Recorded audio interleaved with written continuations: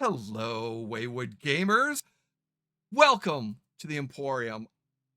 You might be curious why you're watching Series 2, The Colony, first. No, you didn't miss Series 1. We here at the Emporium have decided to stream Series 2 first for a more suspenseful story. This way, Series 1 will be more of a mystery.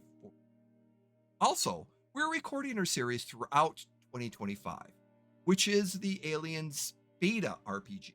It's the beta of the RPG, which means you will notice some differences in gameplay, rules used, that isn't in the official Aliens RPG now that it is out.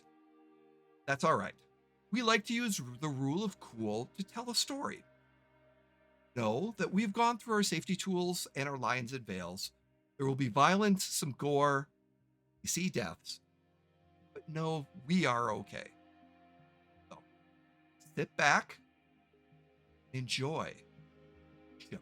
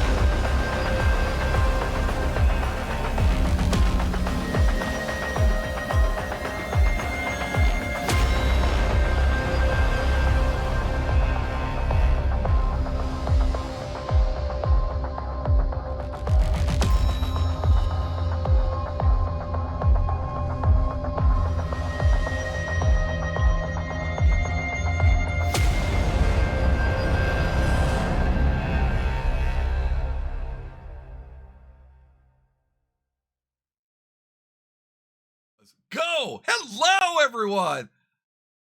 Welcome, Wayward Gamers, to the Emporium. I am Jay, also known as, well, NeoFed3 on some of the socials, but, but we're here to play a little Aliens with these wonderful and talented players around this virtual table. Thank you for joining us. Let us start off before we jump into this episode 2, series 2, The Colony. Before we do a quick recap of where we left off on the heated, wonderful commentary of love between our two players, let us jump in and introduce these wonderful and talented players. Adam, thank you for being here. Who are you playing? Hi, I'm Adam. I use they, them pronouns, and I am playing Jax Rickard, who uses he, him pronouns, who is the roughneck mechanic trying to control a situation that will not be controlled. It's, it's possible, but not. Yeah. I mean, it's theoretically possible. It's theoretically possible. Yeah, it's aliens. So yeah. Thank you, Adam, for being here. Jim, how you doing, sir? And who are you playing? I'm good. Jim Hawkmere1 on most socials, and I'm playing Mike Big Iron James, the driver for this motley group. So yes, and well, he did some good driving to get here. Got that big old vehicle. Yep. So it might come into play a little bit later too. Who knows? Yeah. Thank you, Jim. Joshua, how are you doing, sir? And who are you playing? I am doing great, and I'm playing Dr. Chayton Bennett, the compassionate medic that's here to make sure that if there's any survivors of the crash, that we can make sure that they stay survivors. You know, And from series 1, the ship, which we are at the downed crash ship, which some of you may have hopefully had seen previously, there might be a survivor. There might not be a survivor. Who knows what will happen? And what kind if of not, survivor? at least I can take care of our little group of people who were just on call and just coming out to check things out. That's very true. And speaking of which, our other wonderful player, Danny, unfortunately will not be joining us tonight. But it's fitting because little T has been told to wait in the truck and not come out because, he's not supposed to be here. So the 3 wonderful individuals will be leaving to go investigate this crash because it's a dangerous crash site. Yes. Very dangerous crash site. Mayor Little T should stay in the truck. Yes, so. Mayor Little T. Mayor Little T. Yes, future Mayor Little T. Right, yeah. He is locked in the truck. I'm certain he won't get out or do anything bad or get into any trouble whatsoever. There's So no way this will come back and haunt us. Nope. Not at all. Not nope, at all. Gonna be fine. So we pick up these wonderful as the ship flying low over the colony smashes into part of the mountain. There must have been some great piloting to avoid a head-on collision, skip through and crash into a canyon. And it kind of broke apart a little bit. It's been about, I think we're at 16 hours right now? 12 hours? No. Since the crash, I'm trying to remember. It took you. I want to say more like 12. Yeah, it's about 12 hours. And because you had to get through the ravine and the chasm, and then eventually you were able to get up. You set up stuff up. You set up some scanners and some communication equipment. Kid, lock him in the truck. Lock him in the truck. And as you can see this partial scene of a crash ship. And there's this huge freighter. It was a large freighter that crashed. One of the engines flew off. It hit, and it literally is this long, skid indent in the ground as it kind of just went in, and for almost like a mile, half a mile to a mile, it's just this crater of it, and then eventually like a trough. Exactly. And it broke into 2 pieces, or at least the top part is, and some of it's in the dirt as well. There's some fires and other things. The smoke's kind of coming from it. The engines are still on, even after 12 plus hours. The engines are still burning, and they're still kind of flaring up a little bit as if nuclear power. Yeah, there's fusion. It's fusion reactor. You did know in your scans that it appears that there is a small amount of radiation, but not life-threatening at this moment. But you do realize with the engines being on, that they're probably might have some issues with if it isn't turned off.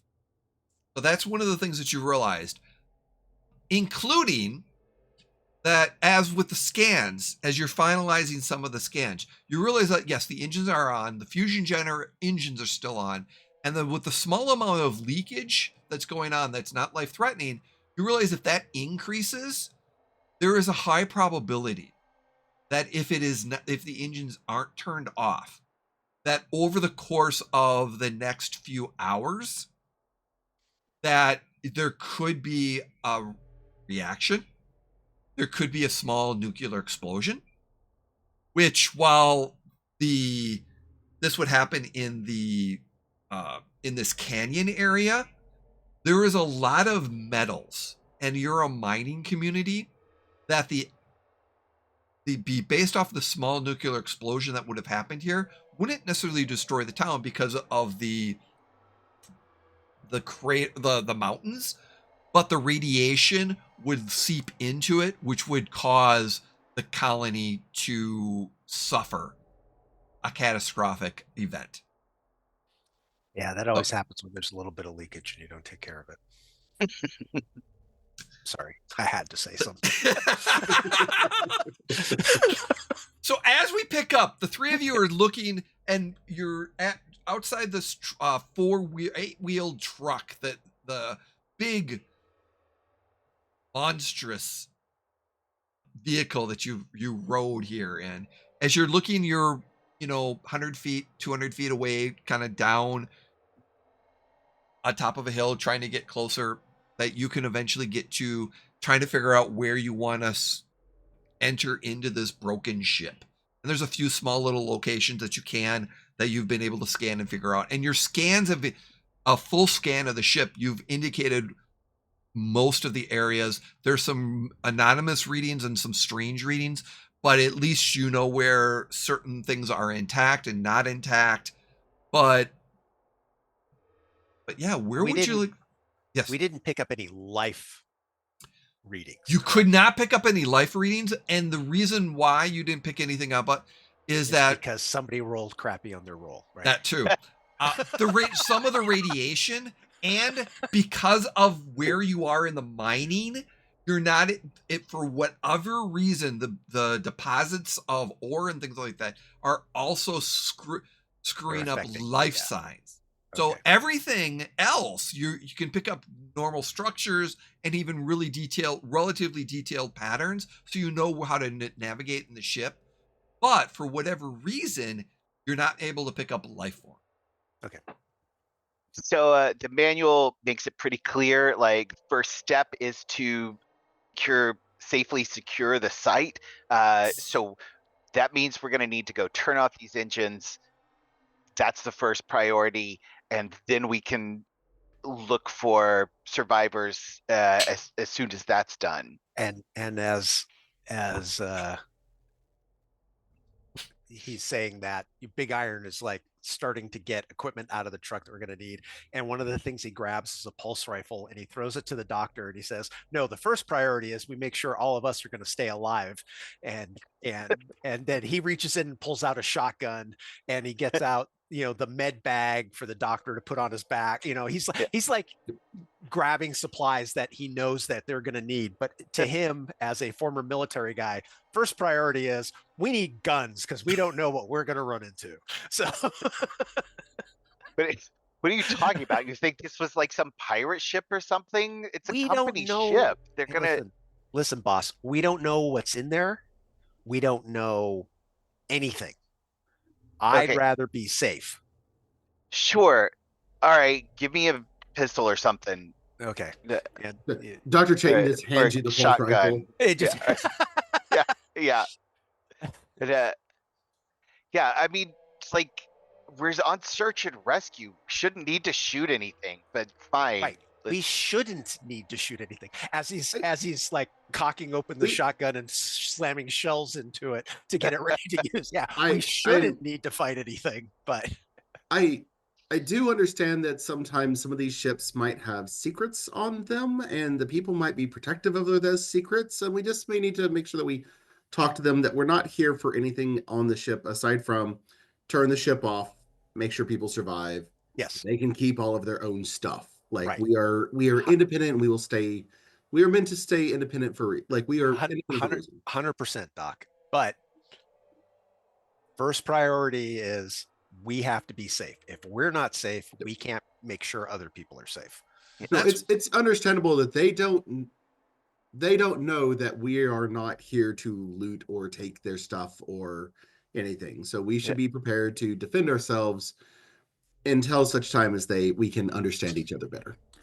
Hey, Jay, do we have like a portable hand scanner that we can use to scan for life forms inside the ship?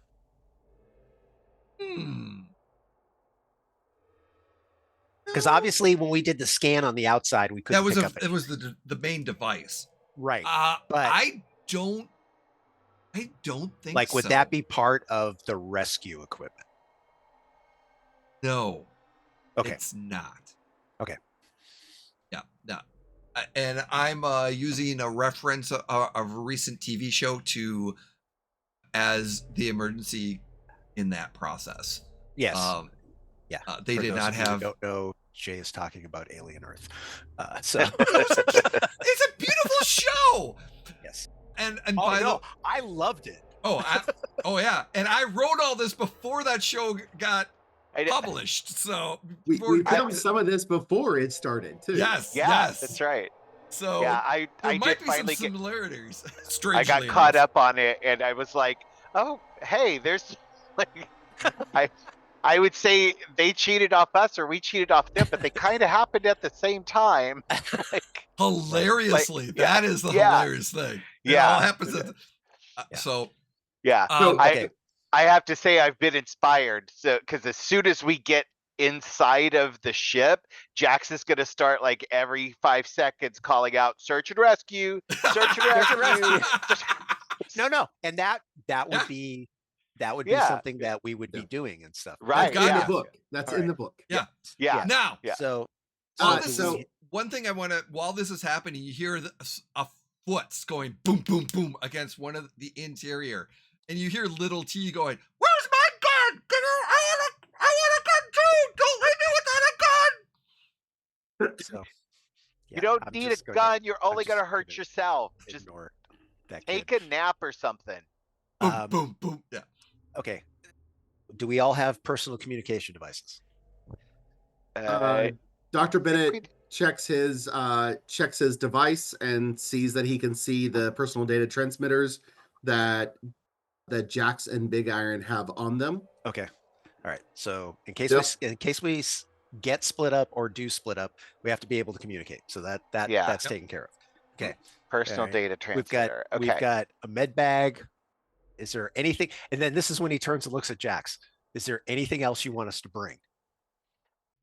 And so Jax has this like super heavy case like strapped to his back with like it's got, and like he's got the cutting torch like that's like powered up to the pack, and it's got like a maintenance jack and so like some various tools and ropes and shit, all like in this, like this is like the rescue pack that he created, excited for this possibility. Oh my god, we get to do this. Yeah. So I finally get to use it. Yeah. So yeah, so I've kind of got the cutting torch because I assume like there's going to be some wreckage, we may need to cut through it. So that's like, realistic thing. Realistic, Yeah. All right. And he's got a rifle. Yeah. Okay. I actually put down a shotgun. But perfect. As long as all right. So we'll so both he and Big Iron have shotguns. Okay. Because in cramped quarters, this is going to be a better weapon to use than a pulse rifle. Yeah. So, yeah. Okay. Cool. Yeah, I got a pistol too. Okay. All right. So you start. Dr. Bennett has the giant backpack that has, the medical symbol on the back of it. It includes both the red backpack with the white cross. Yes. Yeah. Universal symbol everywhere for first aid, medic. Mm-hmm. That does have the med kit as well as his travel surgical kit on it for emergency. So got it. And as you are making your way down, like I said, it's a little bit of a trek because you've got the hill and then the trench that you're kind of getting into to get into the top area. Again, this is a two-floored or leveled ship, and you're in that top, and there's a lot of dirt and stuff like that, but it's a lot of broken. So like most of the bottom level is either crushed or under dirt. And that a lot of it, and what's happened is that after it crashed, a lot of that dirt has come up and is kind of more or less taken care of the first level, kind of, and so it's almost Titanic-y. Well, there's still a connection here, but the top is broken and off at the top. And as you making your way, you there's small fires. There's still some smoke coming off and is seen. The tops, like I said, it's a crashed ship. There's wires and just sparks and darkness. There's emergency lights going on. So it's still during daytime, so you're able to see a good portion. But once you get closer into the ship, it might get a little bit darker. But the emergency lights are on, things of that nature. And as you've picked the tunnel, the main, as you kind of make your way, you saw that there was a main corridor access that kind of broken off, and that you're able to get into that particular area from this broken part. And from that ship part, you see, as it's the damage and stuff like that, you're able to make your way through that. What do you want to do? Yeah, so I think Jax is gonna go first. You know, and he's just like, he's calling out search and rescue, and he doesn't do it out loud, but you can tell in his head he's counting the number of seconds so that he can call search and rescue on exactly the interval that the manual recommends. Got it. Yeah. So but yeah, so he kind of, there's a little bit of that kind of almost like a kid trying to play soldier, which Big Iron probably could really tell, like he's just watched videos. Yeah. Like, yeah. But like they come to like the first door, and Jax just like holds up his fist, like like wait, kind of, and then like checks it, like checking the corners and the door, you know, like he's going by the book, bless his heart. Okay. Dr. Yeah. Bennett like runs into the back of you, since he's kind of in the middle between you and Big Iron. Like, you hold up your fist, and Dr. Bennett's like looking down at the pulse rifle that he was handed. What am I supposed to dump? Oh, sorry about that. Okay. No worries. It's all right. It's all right. Yeah, and so I'm gonna look in this first room here. Yeah, and so as you kind of get, as you're walking in, it's part of the right side is like collapsed in and is like torn. And as you kind of, as you're making your way in, yeah, there's a door on the left hand side, and it's, as you kind of push it open, it's a little tough, but it opens, and it opens up to what appears to be a meeting room, kind of your corporate or your ship meeting room. And you notice that there is a door, a secondary door further down the hall, which that also enters into, on the left hand side, that enters into this meeting room. But at the far end of the meeting room, it's collapsed. Like there's a piece of just debris that has just like come from the ceiling and from the under, and just kind of just collapsed into that last part. And it's just, there's wires and there's little sparks that are keep on going all in this entire area. But there appears to be, things are messy from this crash. Chairs are kind of turned over, but for the most part, it doesn't appear to be anyone in this room. yeah. Search and rescue. Anybody okay? Anybody alive? It's clear. You do notice that there is a door at the end of the hallway. The door is half open. It's slightly open, and it's a kind of a double door type situation. Yeah. Can I do like a wits and observation, like an investigation kind of thing, to just like see, like, is there any evidence that somebody was in this room when it crashed? Did they, you know, like, did they move to another room? Is like, yeah, basically looking for signs of like, was someone here or near here that we might need to rescue? Yeah.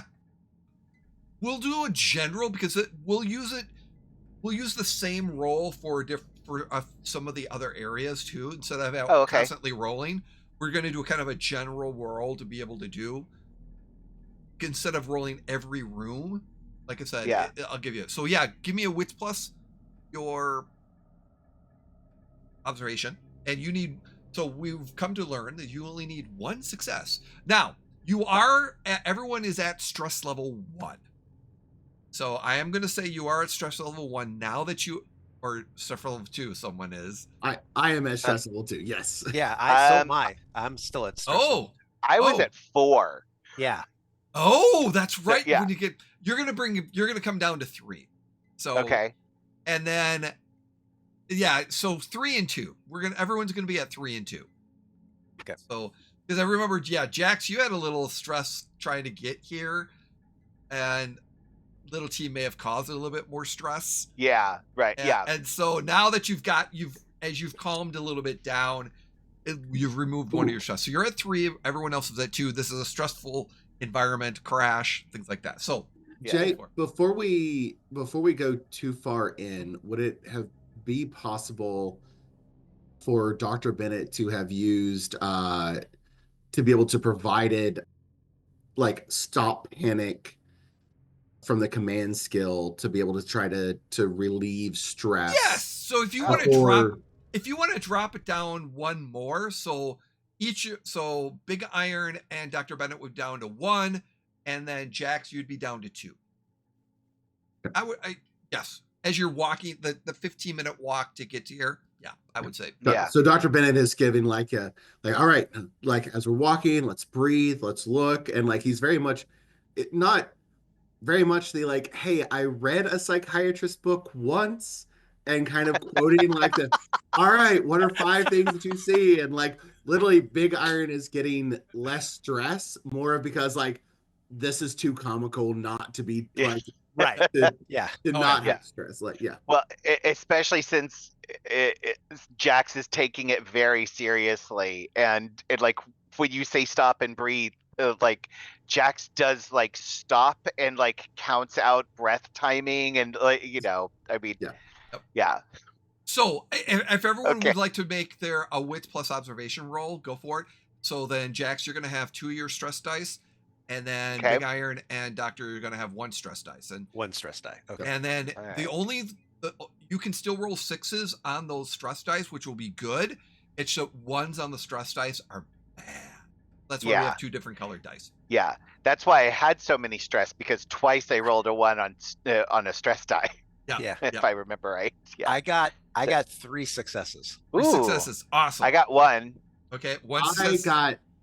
I got 1, and I got the little alien guy on the stress die. Oh no.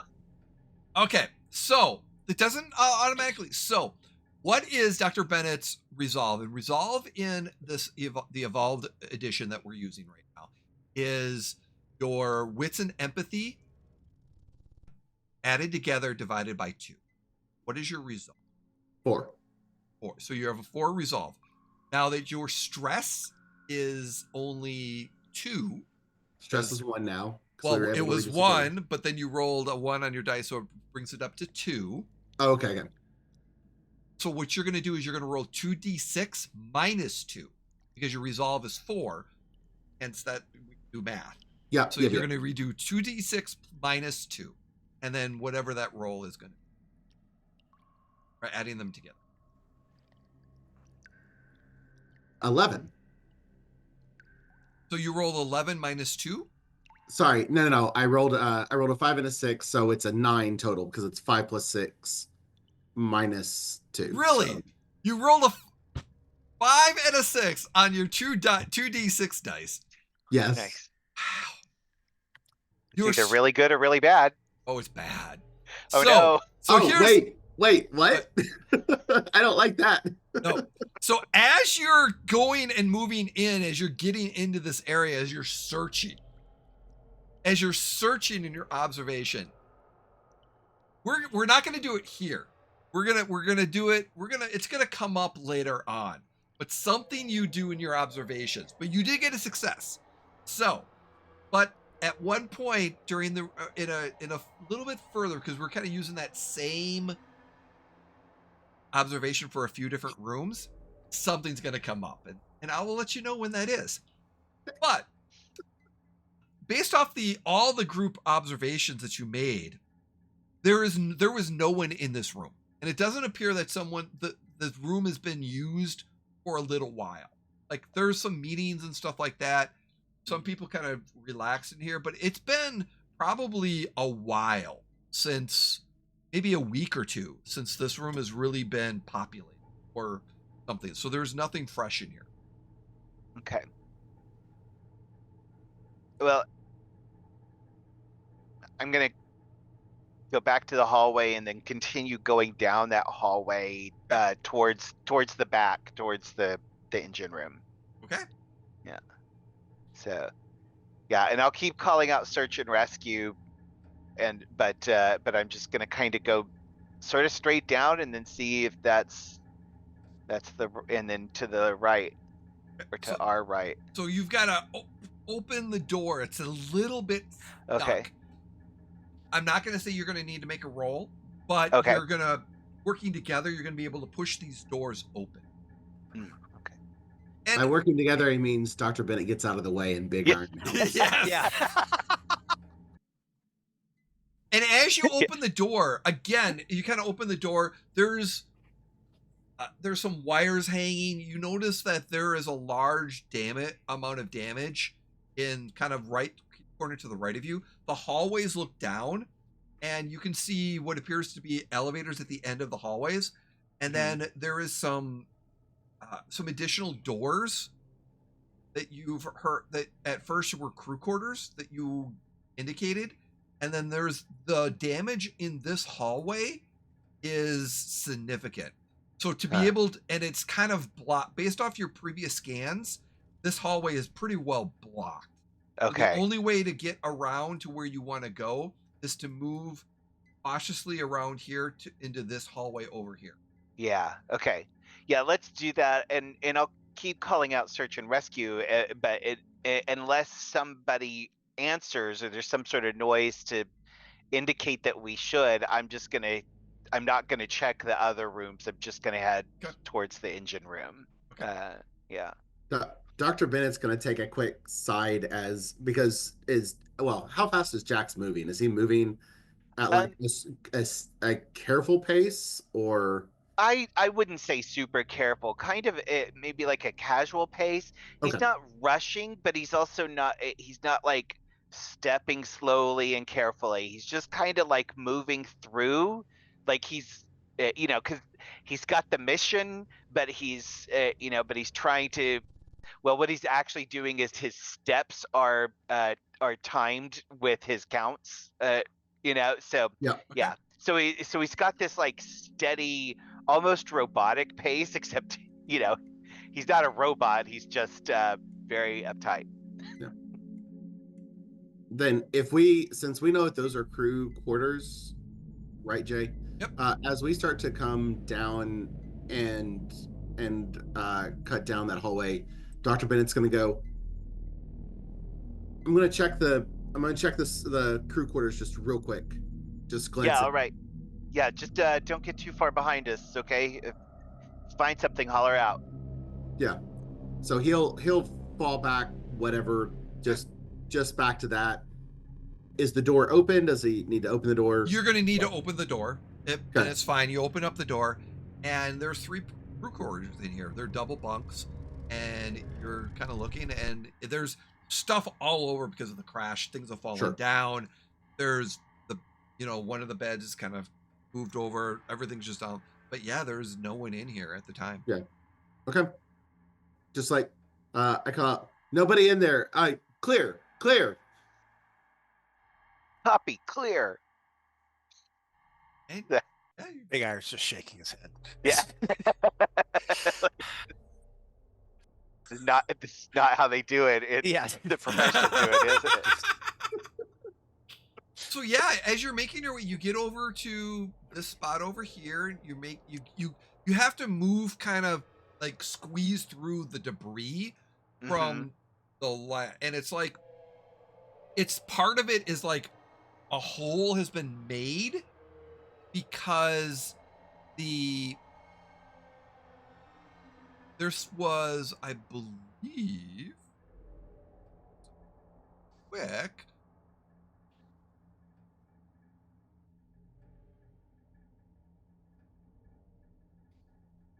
I gotta see real quick.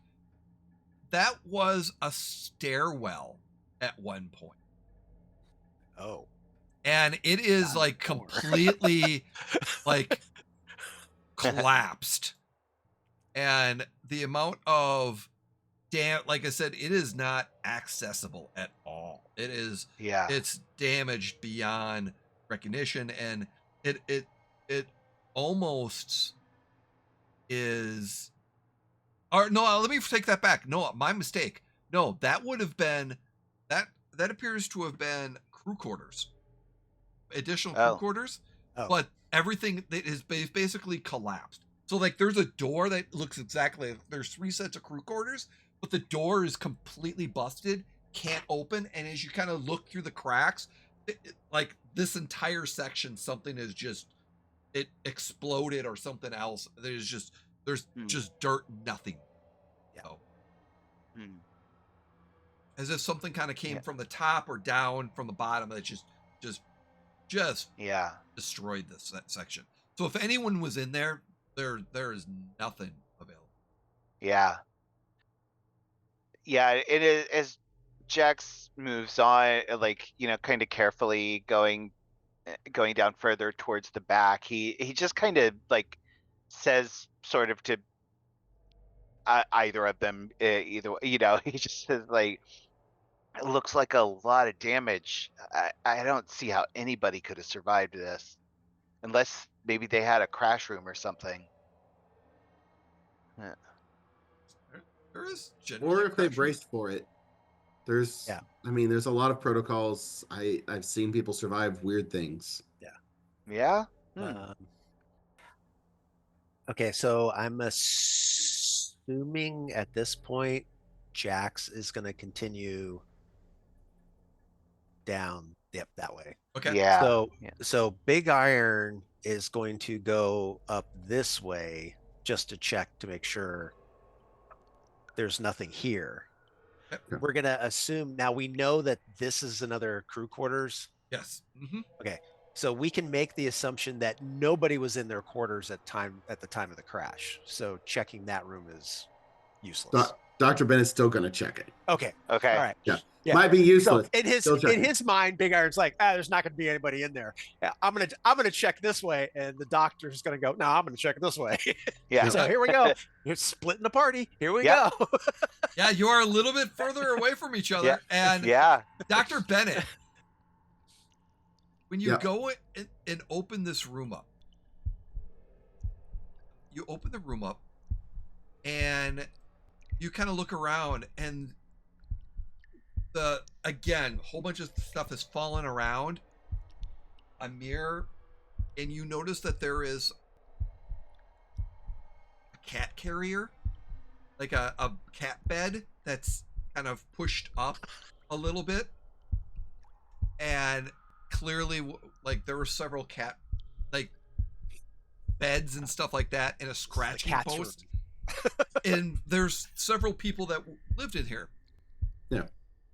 But that's when you see under one of the cat beds that kind of been pushed up, you think you see something that's like not a hand, not a like not really a paw, but it's something fuzzy, possibly a paw that's kind of coming out from underneath. What? Hey, little guy. What are you? And he's like, he has he's carrying this pulse rifle, and he's just kind of like, hey, little guy, and he like kind of pokes towards it. What? You okay under there? And he's trying to make sure that he's not working with like a wounded, like angry animal of some sort. And as you push it over, what you see is this cat, like it's not a cat chew toy. It's like a dog chew toy that's just messed up but suddenly as you look, something falls off the bed and lands and breaks right in front of you. As you basically suddenly, a small fire starts in this room and you take a point of stress. As you have just moved something that caused something to fall and explode right in front of your foot. Hence your stress level on Yeah, that one. no. Just roll. You caused a mess, is what it was. That was what your stress roll was. You caused a mess. And as you kind of it kind of like sparks a little bit, and you stomp on it, and it goes out. But yeah, it's fine. Everything's fine. I was gonna It's say, okay. right away, Big Iron would be on the radio. You know, it's like, what happened? And It seems like now the paw that I saw, was it from Attached? a toy or was it it was an from a actual? toy. It was from a toy. It was from a Okay. toy. And I was it still thought attached to an animal? I thought I thought that there was a cat, and I went to go in, or sorry, I thought that there was a small animal that might have been injured, and it was just cat toys. And I made a mess, but nobody can tell. It's fine. Like I said, everything's fine. Nobody's injured. Clear. And he turns around and starts going back to Jack's. And you clearly see that there were cats on this ship. Based off the crew quarters, the cats slept with their owners. And there is a lot of cats. So it's not just one cat. Right. There's like 6 cats running around in beds and stuff like that. So Can we make an assumption based on the kind of ship this is, how big the crew was? generally the crew is anywhere from 5 to 8.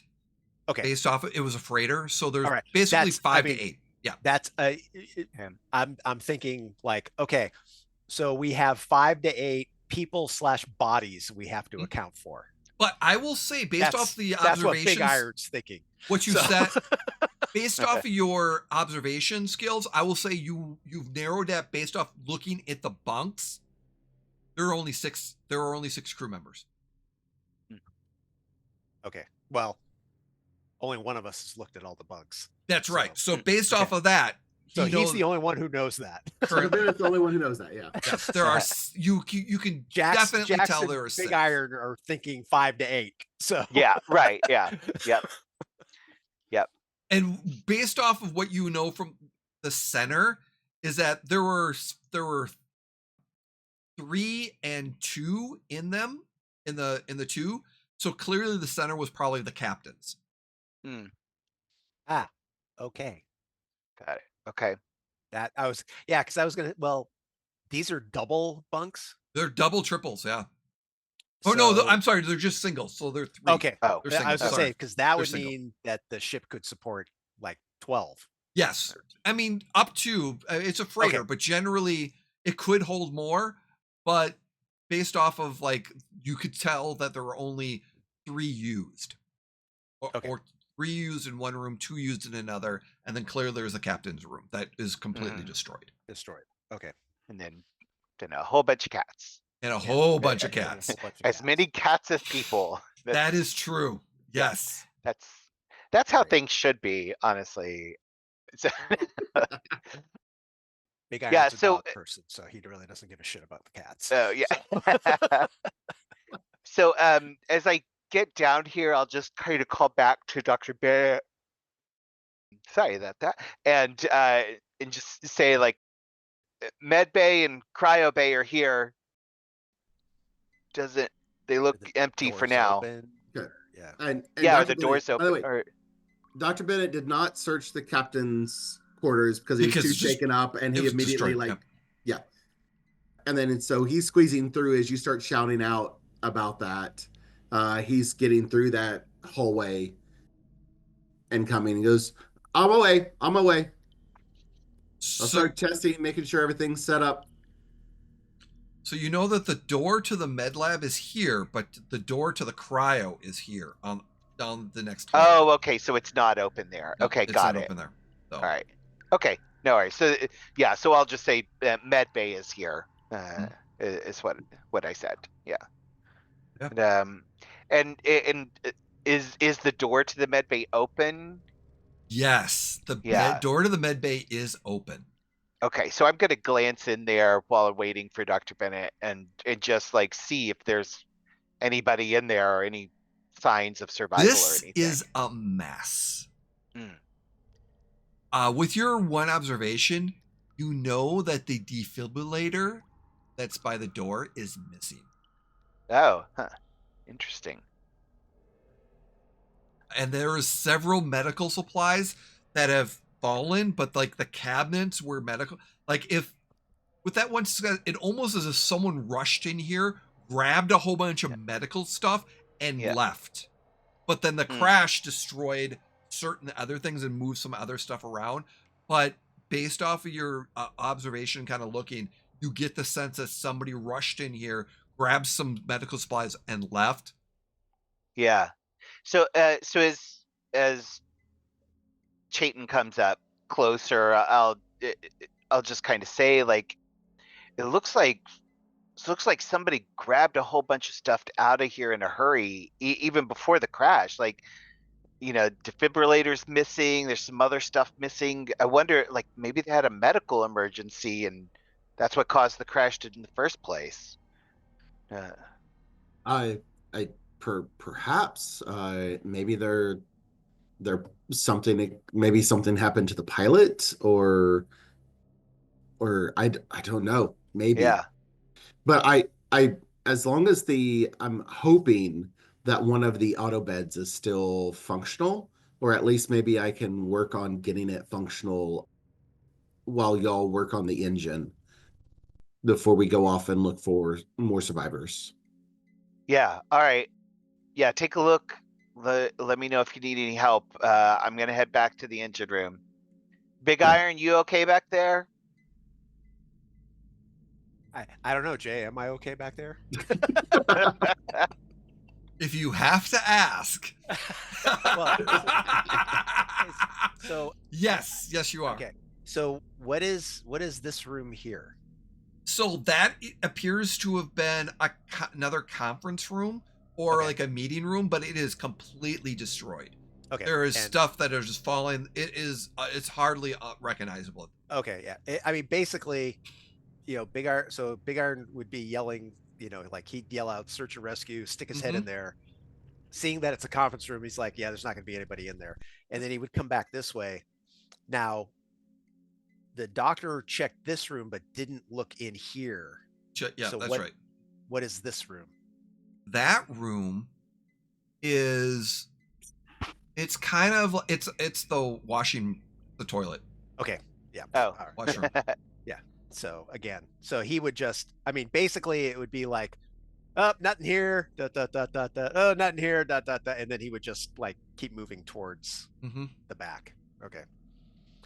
And remember, Jay, I don't know if you heard me. I got 3 successes on my. Yes, you did. Okay. Yes, you did. Okay. So, and yeah. I will So say, if there's anything weird, hence, as you get squeezed through, you hear you hear a crack. Occasionally, the metal rebar of the ship kind of like shifts a little bit, bending. You could have sworn you heard something running in the distance, and you're not sure, like little like tapping type situation. It's a cat, because the doctor's already established that there's a bunch of cats. Yep. So. Yep. Got to be a cat. Couldn't possibly be anything else. Nope. It's a cat. And it was just very brief. But Spoiler alert, it's not a cat. This is aliens. It could be a cat because there's enough cats on this ship. Right. Yeah. And they did survive. So you don't know. We don't know. Yeah. Okay. All right. Yeah. So basically, at this point, Big Iron will just keep working. It's like he'll walk past the med bay, see that the dock's working. It's like, okay. So like stick his head in. Are you okay? Yeah, I think so. And it basically, it's like this, if he's walking past the door, you okay? And he just keeps. Yep. Okay, Okay. fine. Just working with all this broken equipment. So Dr. Bennett's in there. He's going to check the computers that are there to see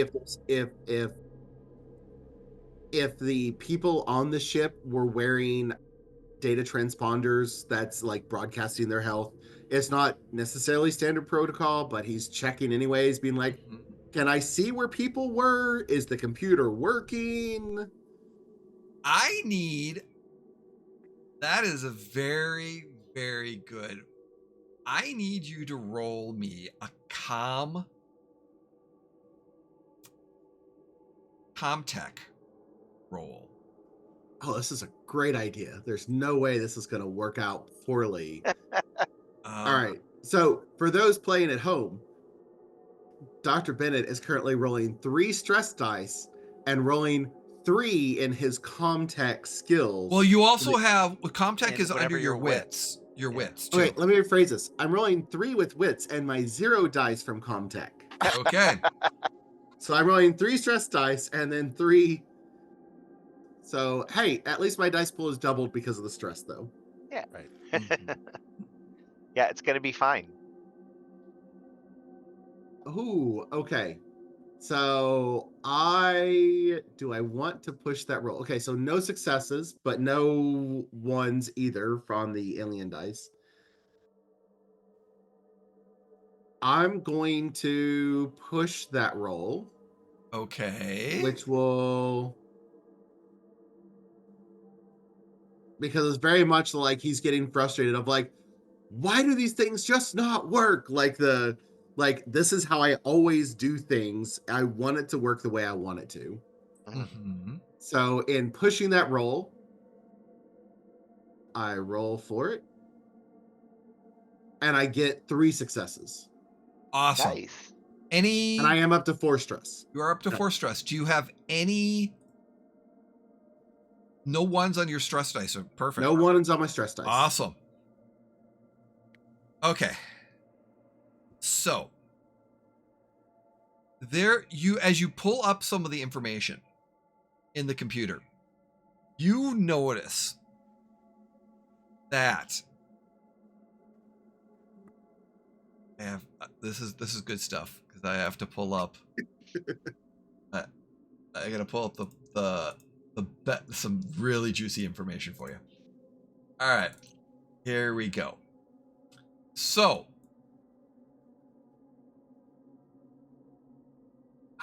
why is it not there? Why is it not there? Dang it. So there's some information that's kind of coming in, and you see the screens are kind of, as you're pulling up the data, there's some video logs as well as some data that's just kind of going. And there appears to have been a science officer that worked in this lab area and stuff like that. The machines and stuff like that can be started up if necessary, but they're just they're offline more or less, but they're not damaged. Yeah. But there's also some experiments, like some plants and just other experiments that are happening in these areas. Sure. Yeah. And what is there anything particular you're looking for again? I am looking for monitoring of life signs. Okay. Like monitoring of life. So like I specifically make sure that I put personal like Trackers and stuff like that. personal medical trackers on everybody. Mm-hmm. So that lets me know if they're healthy or not. It doesn't necessarily tell me their location, but at least tells me like, hey, they're like, I can look now and see that, May or Little T is still alive, right? Like, Yep. but I don't necessarily know where Little T is. Is. Well, we do because locked in the back of the truck. It's fine. Yeah, Everything's I'm fine. sure he's still there. Yep. Yeah. Yep. Safe and secure. So what that's what I'm looking for is life monitors and those experiments. If any of them were alive or had like scientific monitoring equipment hooked up to them, then Yes. I would probably see that as well. Yep. So you know that some information came by. Is that Galatea is the scientist that was working in this particular area. And their cat was very active. So you will see cat, like, it's strange. Some of the, like, doors to some of the cabinets and stuff like that have, like, a little latch on it that a cat can chew on and pull open. It's like the lab has been set up that's very cat friendly, and it almost looks like the cat was helping with the experiments and labs. Oh, okay. Like I thought you were gonna go with cat proofing, but like no, like this No. cat was The exact helping. opposite. I exact love opposite. Cat enabling. Cat Cat very much enabling. cat enabled. I No. mean, stuff was like, and there's chew toys, and there's also a bowl, a cat, like food that's all because of the crash. It's all on the ground and stuff like that. There are no monitors, so none of the crew had monitors on. Okay. It's not part of the crew or anything like that. Sure. But you will know that the crew consisted of Everly Whitmore, the engineer, Tristan Roth, pilot, Dr. Elizabeth Clark, captain, David Teague, loadmaster, and Galatea, which was the scientist. What was the name after Everly Moore, the engineer? The engineer, Everly Moore, is Tristan Roth, Roth. He was the pilot. Okay.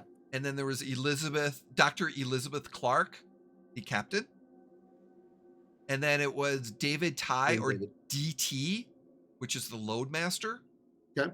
And then Galatea, or Tea, was the scientist. And this is her lab was here. Okay. I will say this, because you got 3 successes, it appears Tea, or Galatea, was not human. Okay. You find synth blood. Blood Old. or fluid. Fluid. You find synth fluid, and it's not something that was damaged in a crash. It was like used in the experimentation. Yeah. You also find a platter and kind of like a bowl that has greenish liquid in it. That's got a little bit, and there's some green liquid all over the floor and stuff like that. But there's still a little bit of like green liquid. The rest of it's kind of dried up, but there's still a little bit of green liquid in this kind of bowl type platter. Okay. Do I see like a glass like a glass rod or like a stirring rod or anything? Like Uh-huh. that? Okay. I grab one and I kind of like I'm looking at the green liquid and kind of like poking it to see like how viscous or like sticky it is. Like what is this? It's If you don't know what Jell-O. it is, you poke it with a stick, right? That's what I'm doing. The Right. scientific version of that. It's Jell-O. Oh, okay. So it shakes. Yep, it shakes a little bit. It's Jell-O. It appears to have been a failed experiment of Jell-O. Okay.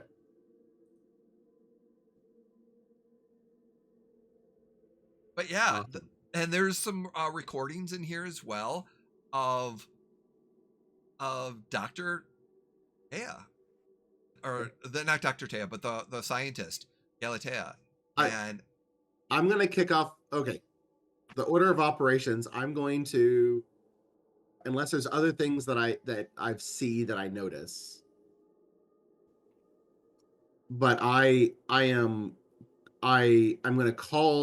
gonna just broadcast and say, looks like it was crewed by, we had 4 crew plus a synth. that we may find on board. And this is very cat friendly. So Okay. I'm gonna add the 4, 5, 6 cats. I don't know what's going on here. Got it. So 4 humans, a synth, and a cat, and several cats. And several cats, yes. All right. Well, I'm almost to the engine room. We'll see if anybody's in there. Okay, I'm gonna go check on the auto beds, and I'm gonna start. And with that, I'm gonna just stop broadcasting. But I'm gonna play one of the recordings, Jay, as I'm going back and checking the auto bed. Okay. Nice. You hear a sweet voice. We'll come. I'll give you a little bit of brief, and then we'll come back.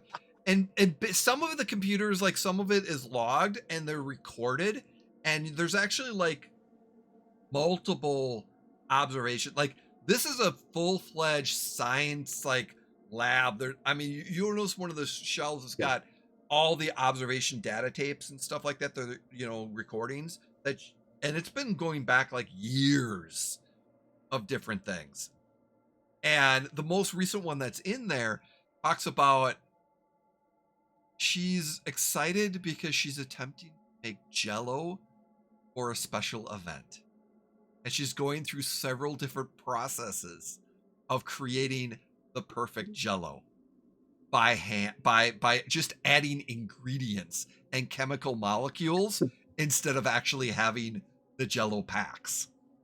And she's experimenting with multiple colors as well, and comes to green as the final color. Okay. And during the cat Nova comes and just meows, and there's this beautiful kind of half Siamese cat just meow at times and just does different things and talking. But yeah. And you'll see Taya go, Nova, grab me the stir, and he brings the stir to her. That's awesome. So, as we shift the cameras,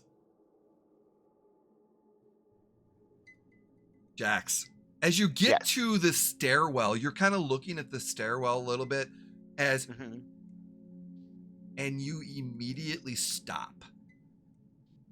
As you look and you see that the stairwell, you could actually make your way in the spiral stairwell. You can kind of make your way, but it would be hard because while part of the right side is damaged and kind of broken in, the rest of this room area and part of the stairs going down has this never seen weird, just organic looking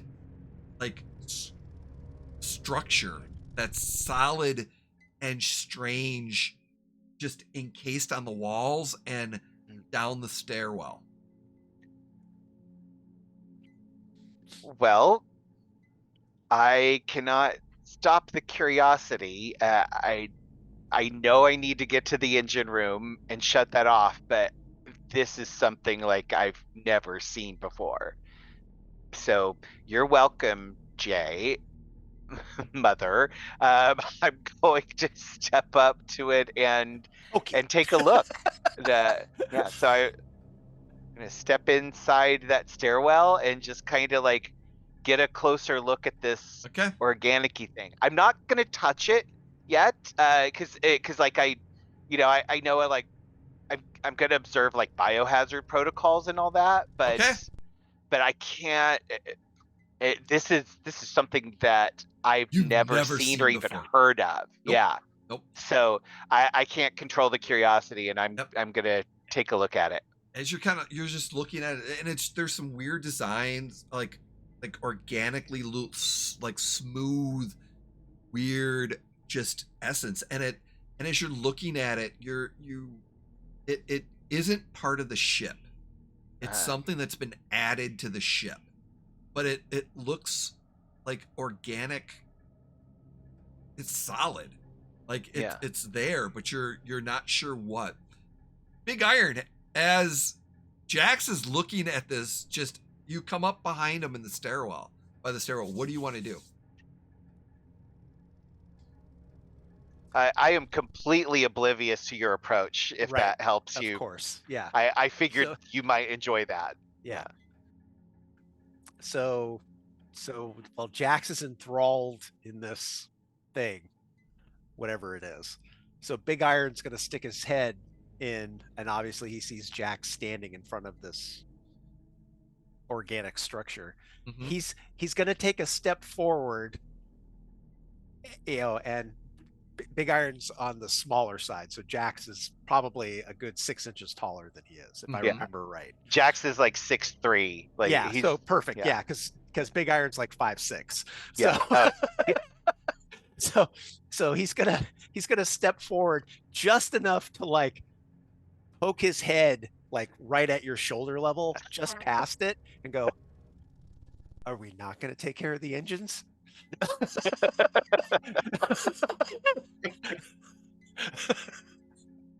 Yeah, he's not even looking at this thing. He's looking up at you, going, "Are we gonna go take care of the engines, or are you gonna Yeah. steer this thing for an Yeah. hour?" Shit! Don't sneak up on me like that.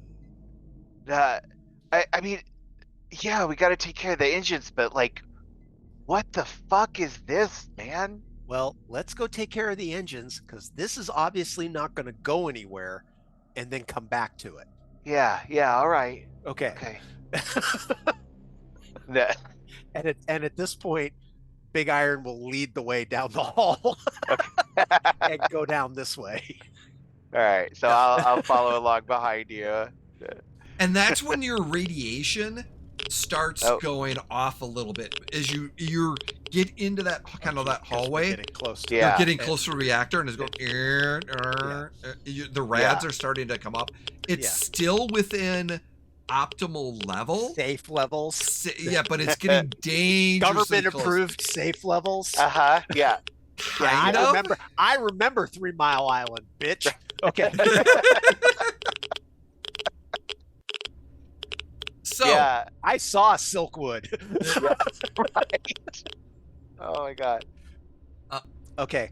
So as we walk past this Mm-hmm. room to Big Iron's left, is the door open or closed? that is actually double checking. Oh, it's dual. It is closed. Okay. He's going to ignore this door because to him, the priority is going and shutting off the reactor at this point. Okay. Because Oh. again, we can always go back to it if we need to. So. Yeah, you're talking about this door right there? Yeah. Oh, okay. Is that not going into like? Oh, is that the mother room? That's not the. Nope. or is That's a that- different room. That's a different room. So you to get to the engine, you're gonna have to get over here, Right. and Oh, got it. Okay. and kind of manually shut it off on the reactor type Yeah. situation. So that's, Got it. Okay. I thought that's- maybe that was the engine control room or something. So No. that's where I was gonna go. That's where that's Big Iron's priority is. Let's get the Yeah, reactor yeah. shut down. So. Yeah. Okay. Okay. Yeah. So keep going. Yeah. So do you know how to shut down the reactor, or are we gonna have to just figure this out? That's a good question. Yeah.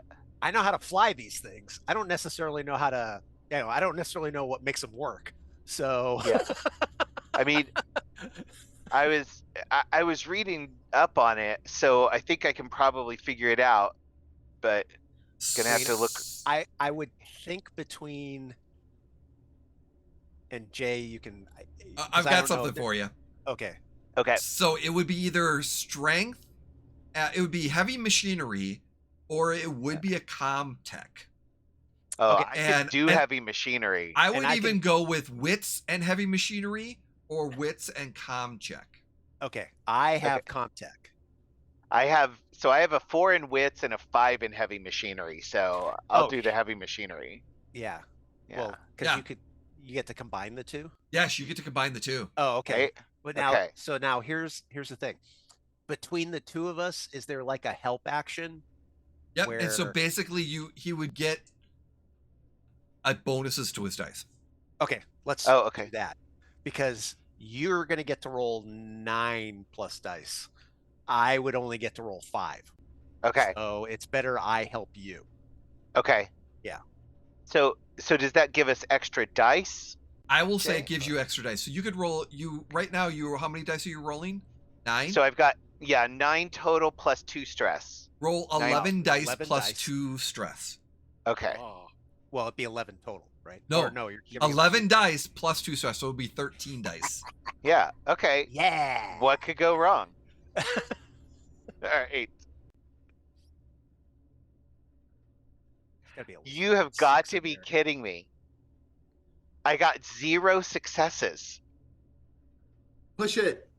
Yeah, I'm gonna Nothing push. bad will happen from taking Yeah. more stress. So I promise. as Yeah. you're It's trying to unadopted. get this Wow. thing in here, it's not. It's like, wait a second, this isn't. And you realize that your stress level goes up, and it's like, oh shit, and the rads are starting to go up a little bit. Mathematically, we should have gotten 2 6s in all of that. Yeah. Wow. Not a Nice. single one. Nice. Yeah. So yeah, roll it again at 13 dice, Okay. So or it would be 14 dice this time with 3 if I- stress. if I hit the push roll, that Hit push It'll roll automatic- and oh, then okay. hit roll after, Yep. like the roll button on the lower right after that. okay. Because whenever you do push, it automatically adds the Yeah. stress that you're taking. Got it. Okay. All right. Okay. 2 successes. Okay. So finally, But no because- stress. No extra stress. Well, I don't know that. Well, one of the stresses was on the additional stress die. So I don't know. Did you roll a 1 on your stress dice? No. Okay, no, then no, you're fine. You got You're fine. Okay. You got a Right? success on one of the stress. Oh, dice. success. Okay. That's Yeah. completely fine. Yeah, you just There don't you go. I want. put it in the chat. Yeah. Yeah, you just don't want 1. Successes on stress dice is always good. Yeah. So now and it automatically put my stress up to 3 now. So Yep. yeah. Okay. So it did it. So Yeah, as okay, you are like you're trying to get one of the panel off and it's just not Yeah. working, and you trying to get the panel off and you're like, wait a minute, oh shit. And then you're like, you tell Big Iron, hold this part here. You move over to the other side as you kind of pull off another panel, and you're trying to pull this thing down and this large manual lever, and it's stuck. And both you two work together and just and bring this huge thing down eventually, because it was really, really tough. You're the as engine the reactor starts to go into shutdown mode, and you hear the engines because the vibration of the engines start to cool, and it just starts and you hear the sounds of and even Dr. Bennett, you hear them too, as that things start rattling and just Yeah. All right. I think we did that, and it didn't blow up. Yeah, that's good. But now this is a question for Jay. Mhm. Is everything running on emergency backup power? Yes. Okay. So shutting off the engines isn't going to power everything else off. Nope. Everything is on emergency. Okay, So all the good. lights and stuff like that still going. Okay. So now that should be our next priority, is making sure the backup generators are okay. And more or less I will say this, the backup generators will be lasting several days. Okay. A Well, long time. I was saying more of like, oh, they're not in a room that's flooding or something like that, where there's the danger of them going out relatively soon. Oh. It's like I know they can run for a while, but are they in a room that's compromised in any way? Not that you can think of. Okay. More or less. All right. Okay. So yeah, manual says after securing the safety of the scene, then we need to look for survivors. So I think that's what we should do next. Start searching room by room for anybody that survived. Okay. So I guess now we can head back towards the doctor but we can check out the one room that we went past first. Yeah. This room, and you've got the cryo room where Yeah, the cryo so beds are. Let's take a look in those. Let's maybe do this room, the smaller one Yeah. first. So the door is on this side, right? Both Jay, or on was both. It's dual. It's a dual side. Oh, okay. it- Okay. And, But and during- both doors are closed. Both doors are closed, and you can be Okay. able to open them. But during this time, Doctor, Oh. what else are you going to be Yeah. doing? So you finish your thing. Are you going to be joining them at any particular time? No, I'm waiting for them to actually come back by. Okay. So just because like the only way back out is Past your by the area. med bay. That So you know, well, but they could take the stairs. You never know. they could.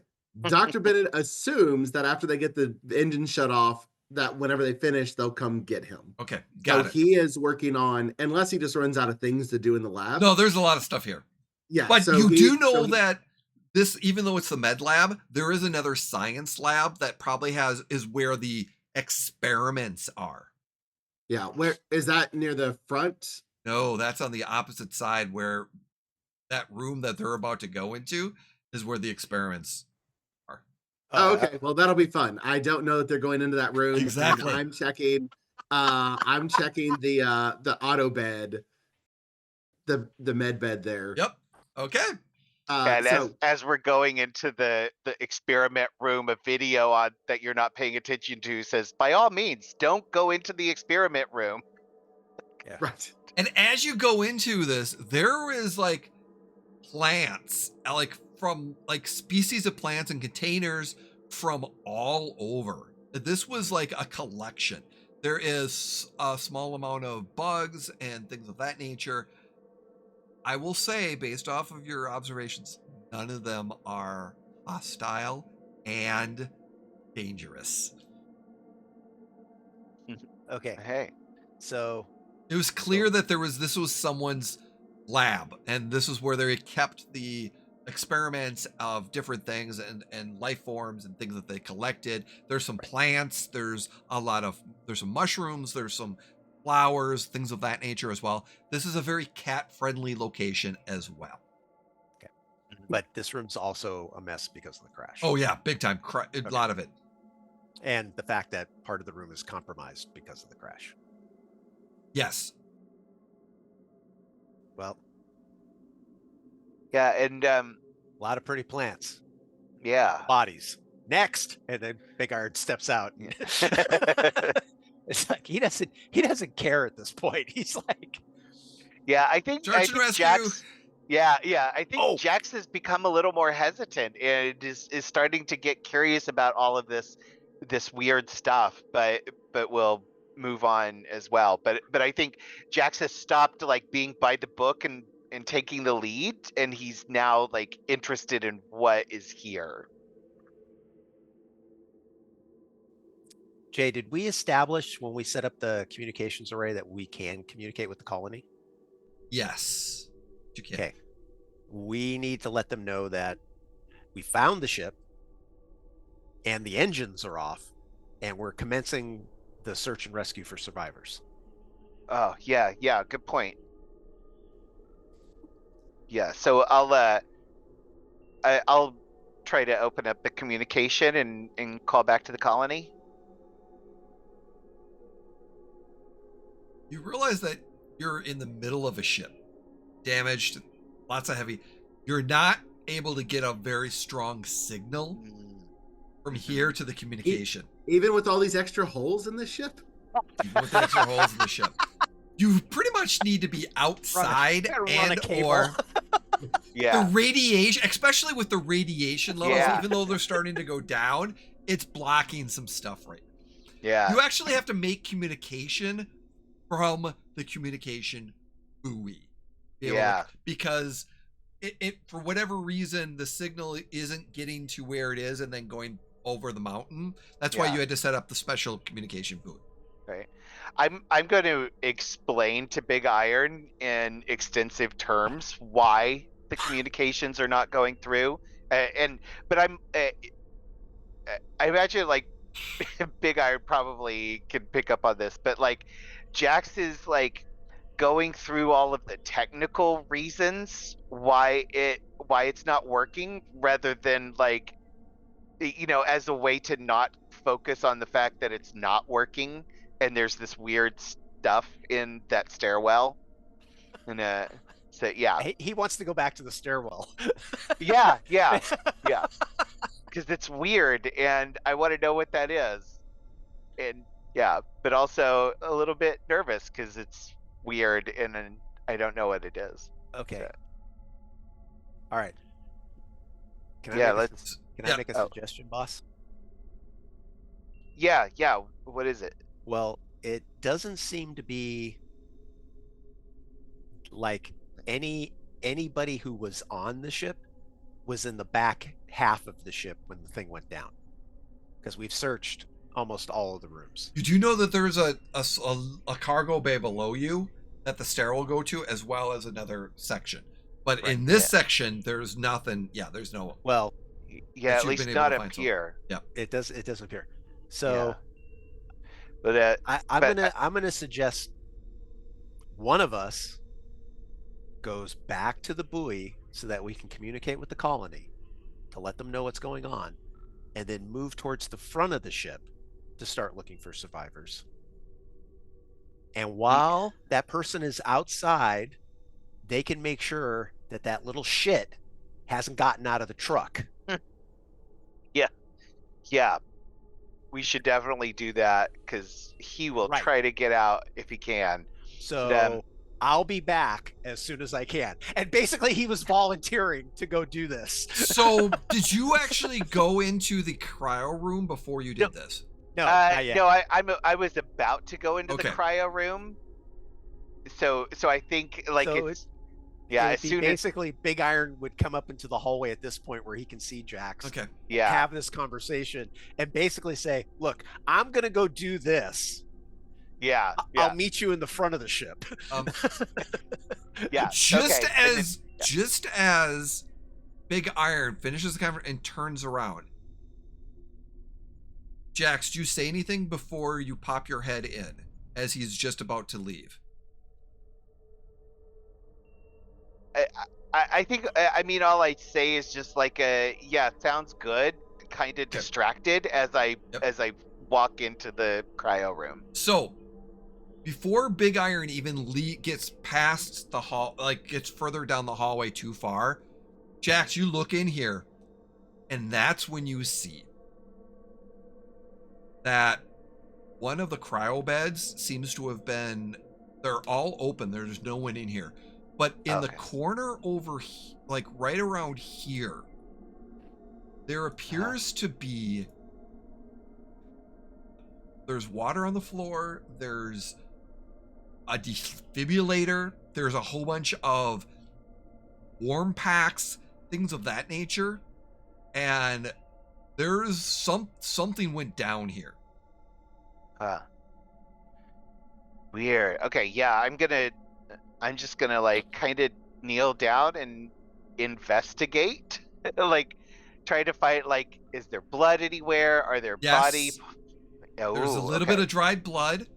There is it almost, some of the floor seems to have been like, there's a spot, like the damage, it's weird, like you can't tell if the damage from the ship, but there's like a small, like one of the tiles, there's a something small melted, the floor melted slightly, and that there seems to have been definitely there's the outlay of a body on the floor, and as if, and then like I said, there is a defibrillator right next to him, and then there was like a medical patches and warm patches, as if trying to keep someone cold.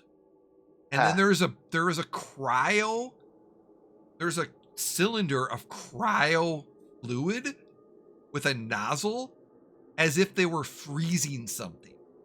And there's frost kind of in the area. And the weird thing, there's just, it as if someone was working on something, or somebody was like in a traumatic experience. and that something happened here. A doctor would know exactly what happened here. Yeah. You said there's an outline of body, not an actual body, right? That is correct. As if Yeah, someone, okay. like, someone was there at one point, and then but what appears that there was also signs that the body was dragged in. Oh, interesting. So I'm gonna open up the communicator channel to Dr. Bennett, and I'm just as I'm looking at all this, I'm just gonna kind of say like, "Hey, Doc, you might want to come take a look in here. Something weird happened in the cryo room." Yeah, I'm away. And immediately just start like in that super rushed, like running, but while still actually walking type like emergency walk that doctors sink into. Like he is immediately like, man on a mission type. And you Yeah. you pass Big Iron as you come out the door. You're passing Big Iron. Okay, so you're okay. Oh, I'm fine. I'm going outside to radio back to the colony. Okay. Yeah. All right. And then like no other questions. Like Dr. Bennett just keeps going like, Yep. okay, you're going outside. Cool. You know what you're doing. Yeah. On my way. Yeah. So, as Dr. Bennett, you get into this area and you start looking using your successes observations. Yep. You can determine with the both of you, with Jax too, somebody was dragged in here. Some had a medical emergency, trauma. And as you look at the defibrillator, there's a little bit of record on the defibrillator. Yep. Someone died. But they were using the cryo fuel to freeze something. To freeze a body part of someone, at which point it appears they died. So silly question. A Yes. body part or a cat? A body part. Okay. I can tell that it was a body part. Yes. Okay. Something like that. It was not a cat. I don't But think then- that was a silly question. No. But miraculously, they came back to life. The person did. The person did. Okay. After they were hit with the defibrillator and the sensors and everything else, they were clinically dead for maybe 30 seconds or so, 45 seconds, and then they came back. And then it's clear that they got up and then they left the room. Everyone left the room on their feet. But the remnants and everything else is here just, Yeah. No, that is, I mean, it's definitely one of the stranger deaths, and like, as I'm regaling all this to Jax, but also like I'm recording it as well for medical records to be sent later of like, from here's what I see and here's what I track and here's what's observed and here are the records that align all these things. And a person coming back after being dead for a prolonged period of time probably has some form of brain damage that occurred. So if we run into this person, if they survived the crash, they could be hyper aggressive. So just be aware that they could sink into more of a fight or flight, like that basic instinct mode versus their higher instinct. If they're, depending upon how much brain damage they probably took. Yeah, sure. But this is a weird thing. I hope I didn't see anything about this in the medical records, but there was a lot of recordings of things that just were not relevant. We can talk about those later. but I didn't Um, see anything monitored about it. So it must have been it.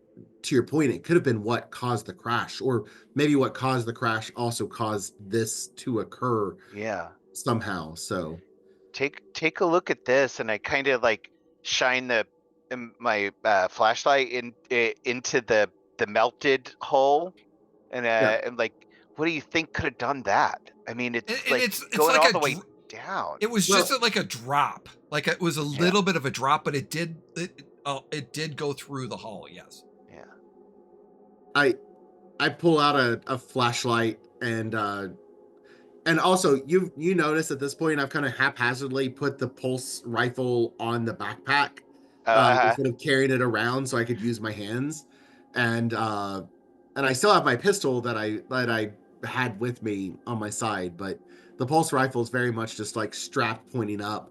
Um, yeah, but he pulls off a flashlight and points it down, looking at the hole. And Uh, literally, the hole is about the size of a pen. Like yeah, the circle of the hole is, so it's just like this little pen yeah. size circular that goes down. That's it.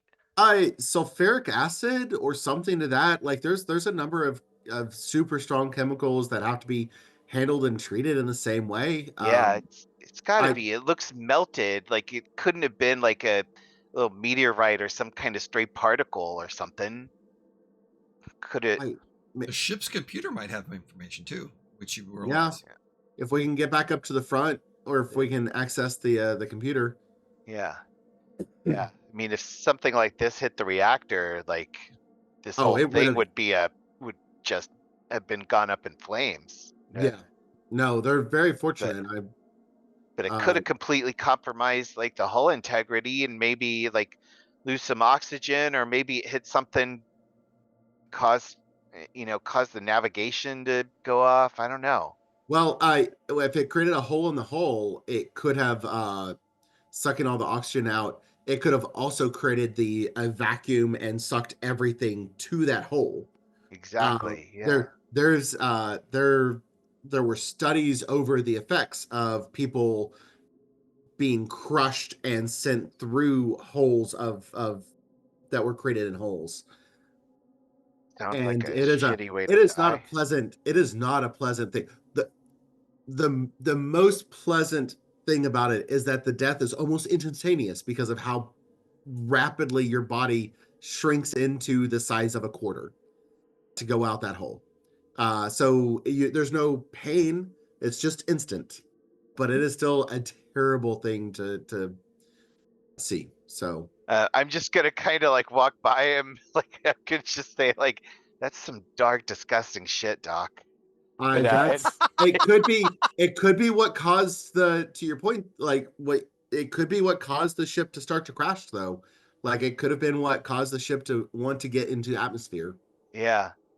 Hey, come take a look at this weird bio stuff. We Oh, found. the experiments. You found the experiment room. Yeah, but I mean that was just plants. Come take a look at the stairwell. Yeah, that's what I wanted you to look at. He kind of stops and like looks at the plants and like, okay, that's they, they like the plants. And like as I'm walking forward, before I actually see the stuff that you're talking about, that Jax is talking about, I'm very much like regaling, like, yeah, they were super excited about the plants and blah blah blah blah. And then like stop mid sentence as I see the stuff. Now, is it's leading in down the stairs, right? It's Is going that up, so like the ceiling and stuff like that. But okay? then the stairwell is a spiral stairwell that goes down, Right. Uh-huh. and it's kind of caged in a way. So you open and you're pretty sure that this will lead down to the cargo bay Yeah. area, or at least a junction in the secondary in the bottom. But it's a caged form, so you have a solid platform, and then the cage stairwell, that circular stairwell that works your way down. But the entire, like everything in this room is just solidified, and the cage, like it's solidified, so you can't see. So going down the spiral, you can, but it's like you are encased in the spiral, this organic looking just stuff. Have you ever seen anything like this? I don't think so. The and I'll just use the flashlight out of curiosity again. The Yeah. scientists poke it with a stick. Yep. Like, is it like, It's is it solid. solidified? Okay. It's Yeah. solid. It's Yeah. but it's this organic. It looks like you could have sworn like a cave. It's like a cave now, but it's Yeah. this organic, really tough material that's just never seen before. I touch it with my hand to kind of feel what it's like. And then after I see that it's solid, I touch it with my hand first with just like one finger just to Mhm. make sure that my finger doesn't get stuck or that something doesn't grab it. And then like running my hand over it and then knocking on it. Yeah, it's solid. It's completely solid. It doesn't. It just feels smooth. I'm gonna This grab. is Oh, maybe it's back, like it reminds me of spider webs and some of the orchestrated, like the beautiful, like funnel weavers and things like that, what they build. But this is like stone, solid steel, or like, we're not steel, but it's this is interesting. And I'm trying to like, I then Yeah. get like a sample kit and I'm trying to scrape some. Okay. Does any come off with the blade? Yeah, some will come Yeah. off. Okay. Um. Uh, I I mean, could like how long has this been growing in here? I mean, the ship only crashed a few hours ago, so like this Well, had to have happened before while they were up in space. yeah, it looks like it came from below, like looking at the, and going over and then shining the light down the dark, the spiral staircase. It probably started with, I guess it's probably an experiment or something that got loose in the bottom and just kind of whatever ever how this got here, like grew or built its way up here. And this is kind of the end of it. I bet if we went down, we'd probably see a lot more of this. Yeah, And Bennett maybe. says it like Yeah, Dr. Bennett's saying in a way of like he's intrigued at going down. He wants, yeah. like, he's wanting to go see it. Yeah. I mean, we got that weird death happening in the cryo chamber, and then we got a hole melted through going down, and then all of this stuff. I think like, yeah, whatever happened must go down to like the cargo bay underneath us. So maybe we should go down. Yeah, we could go down here and come back up on the elevator. Would the elevator still work? It appears They that the should. elevator Yeah. might work. Yeah. Yeah, they should. If I mean, if they're not blocked, the backup generators should have enough power to handle them. Is it? Yeah, we could go down the stairs here and then come back up on the elevator and then join Big Iron outside. Yeah. Yeah, let's take a look. We might as well check the cargo bay anyway while we're here, and then we can meet up with Big Iron, and then I'll go check up the front. Yeah. All right. Well, stay behind me. All right. Oh, yeah, yes, yes, sir, of course. And he Eh, has the flashlight out, knowing like it's going to be dark yeah. with the stairwell being encased. Yeah. Okay. And as you start going down the stairwell, and it, like I said, you are encased. Like I said, it's dark, but there's a little bit of light, but not much at all. It's like you are going down a dark tunnel and the stairwell. And because, like I said, everything here is encased as you're getting down through this junction. And you'd almost think that like part of the floor, once you get done, it opens up, but it's like you can't tell based off of whatever the substance is. And as you're making your way down, we cut to Big Iron as he goes out the ship and gets to the communications array. Okay. It's going to take you, like I said, a good 10, 15 minutes to get up there. You get up to the communication array. What do you want to A do? chance to light a cigar too while he's Yeah. walking up to the communications array. What do you want to do?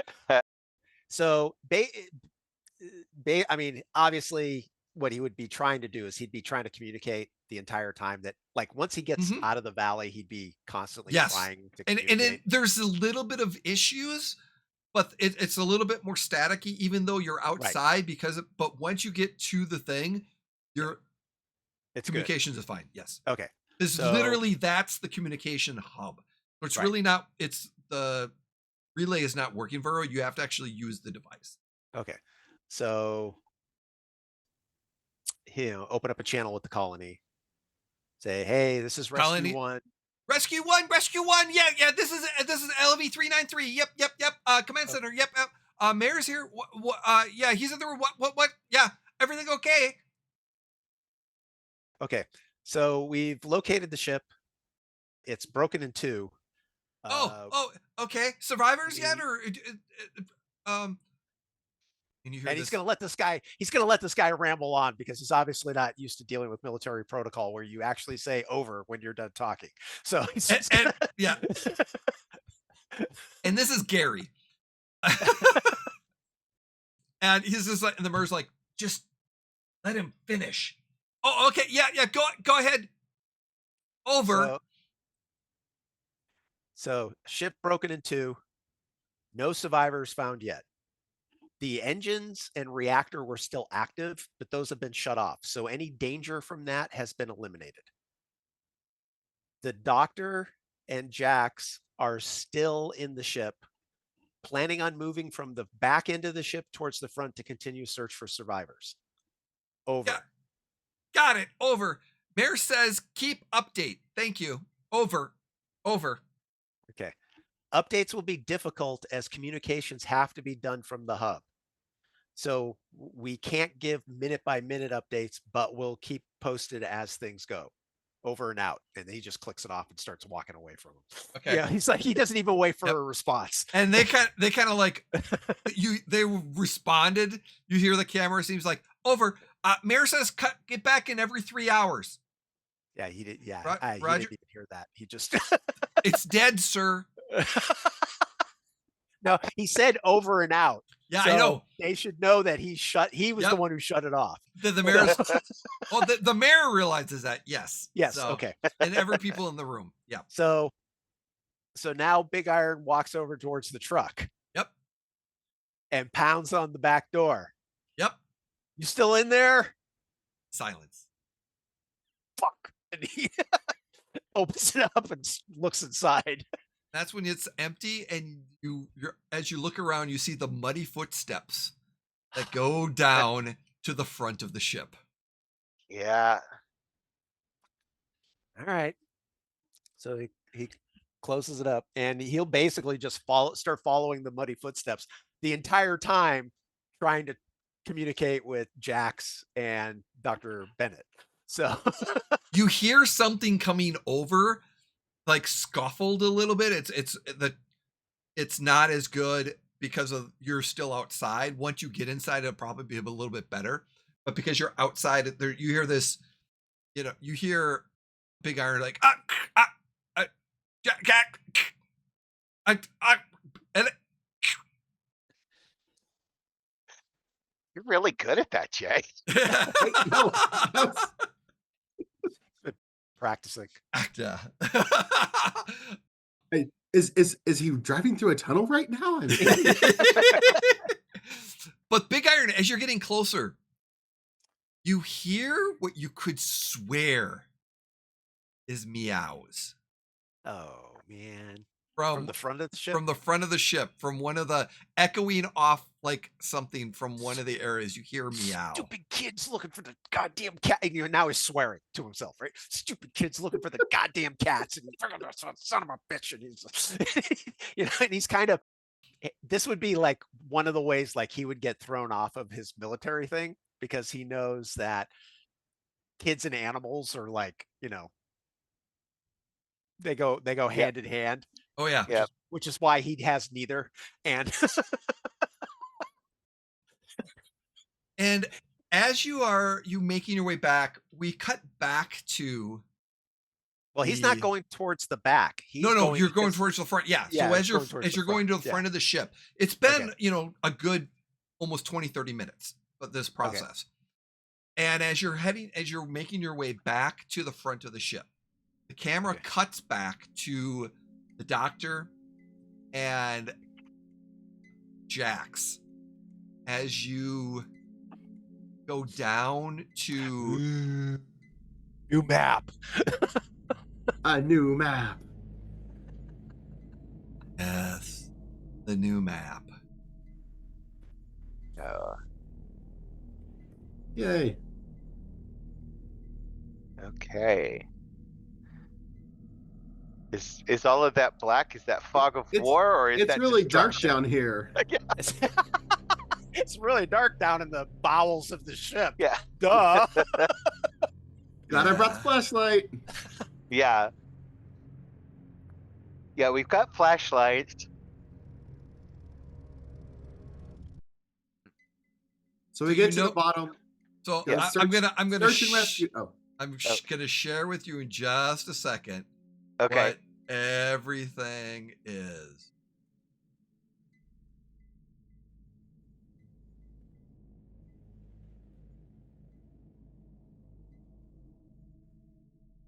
As you get down to where the base is, down here, Mhm.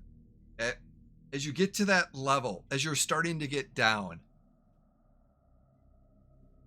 the substance envelops this room, and this area is very much damaged, and this door right here is opened, and it opens up to the cargo bay. And the cargo bay, there's a lot of damage in the cargo bay. Like, the floor's up. So even though, like, some of these areas are crushed, there's stuff coming up. It was clearly very, very damaged in this area. And as you're looking around, you do see that there is a doorway that opens up to this. The door is closed. Actually, let me take that back. This door is opened, and but this door, closed. Okay. Okay. So I'm gonna step out as carefully as I can, and There's a few more things Yes. you need to Oh. that you're gonna see. Hold on. Wait. Jay's got to put the dead bodies in this. For right? Yeah, yeah. yeah. Oh, Yes, I do. it really is dead bodies. Whoops. So Stop saying things. Stop saying things. He's just adding stuff and going, that's a good idea. I'm gonna shut up now. so as you make your way down, you get into this, and as you start looking, they're like in this small room here.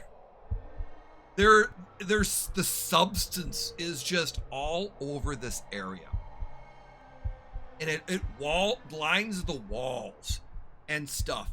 And you could have swore that there was like about 5 feet off the ground, there was like a body imprint of someone like would have been encased in this substance. Like, there's an outline of a body, like of a humanoid in like 5 feet off the ground, and just some that you're just kind of like, okay, that's just weird. The other thing that you will see, that right here, there what appears to be the circular is this like 2 foot, 3 foot tall. It's been pushed over, but this looks like a large egg with just strange like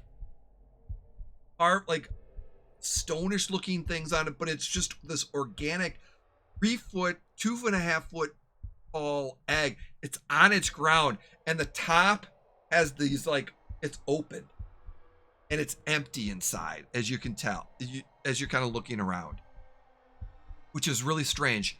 On the other side, as you kind of walk through this room, against the wall here, crushed, arms at a weird angle, its leg at just this weird angle, as if it got bounced around in the crash, as if like it's a human. It's a human. You see a human male wearing with a slight beard and wearing some like roughneck type outfit. Very Suspenders. similar stuff to Big Iron, maybe? Similar. Possibly based off of what you saw on screens, this was the Loadmaster. Oh, okay. I was like, thinking more Tristan like Roth. Jax. Okay, so that's more David. Jax. Yeah. Yeah. So this is David or DT, and he, like I said, it what the doctor it looks like an unconscious body got tossed around in the crash, and so like some of the limbs and stuff like that. So a lot of the limbs are so damaged and stuff like that, things of that nature. Okay, but there's one. Does it look like it was dead pre-crash or just unconscious? And the difference would ironically be like rigor mortis and things like that, like how much they would have set in would change the way that bones and stuff would break. I'm gonna say I'm gonna answer that question in just a second, because there's one other feature that you're going to notice about this body. I'm about one feature away from going back up the stairs, Jay. That's... But additionally, over here, in a similar form that's been battered around, but because of the synth strength of the body, there's not a lot of broken damage. But you find Taya, the synth scientist, but she doesn't have the front of her head. Oh, jeez. Something has collapsed her in like front of her head, and she clearly died from that impact. Huh. But there's no signs that she could have there's no signs that she bashed into something that caused it. Something else caused this. Additionally, as you're looking at DT, you see that his rib cage and front of his chest has exploded out. Oh, shit. You all need right now to increase your stress level by 1. Yes. Yeah. And I need you to roll me a panic. All of us? No, just the doctor and Jax, by seeing this scene. Yeah. I am at half stress. I'm at 5 out of 10 stress. Wow. Oh, so okay, so you're at 5. You're at 5 stress. Yep. What is your resolve? 4. 4. So you're gonna do 2d6 plus 1 on this. 2d6 plus 1. Okay. Plus 1. I'm waiting for my character to load back up, but I think like as we get down there, like I push open the door and I just say search and ret, and then my words just trail off as we see this carnage. Search and ret. Oh fuck. Yep, that's when the bodies. Yeah. All right. 4. So I still There we go. rolled less than I did last time, and apparently more is worse. So you rolled. What was your 2d6 minus 1? A total of 4. So 2d6, I rolled a 2 and a 1, so 3 plus 1 equals 4. That's right. Yeah. Yeah. Did you say so? Increase stress by 1 and roll a panic roll? Yes. Okay. So, and I think I have a special thing with panic, maybe, or no? That's with damage. Yeah. So, what is your resolve, Adam?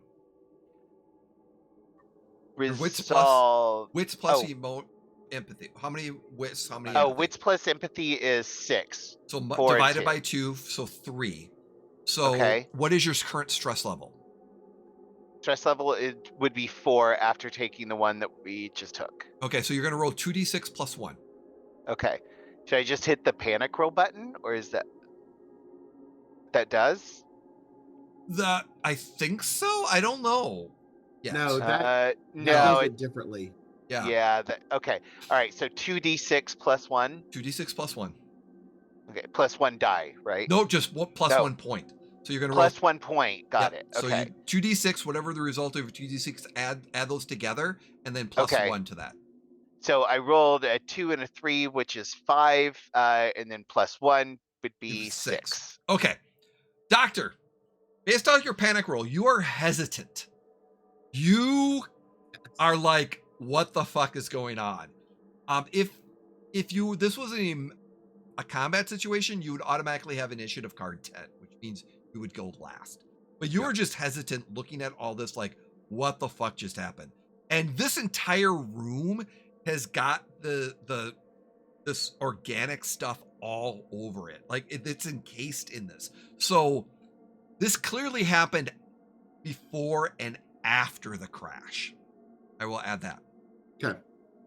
Jax, Yeah. you are paranoid. You don't trust anyone or anything.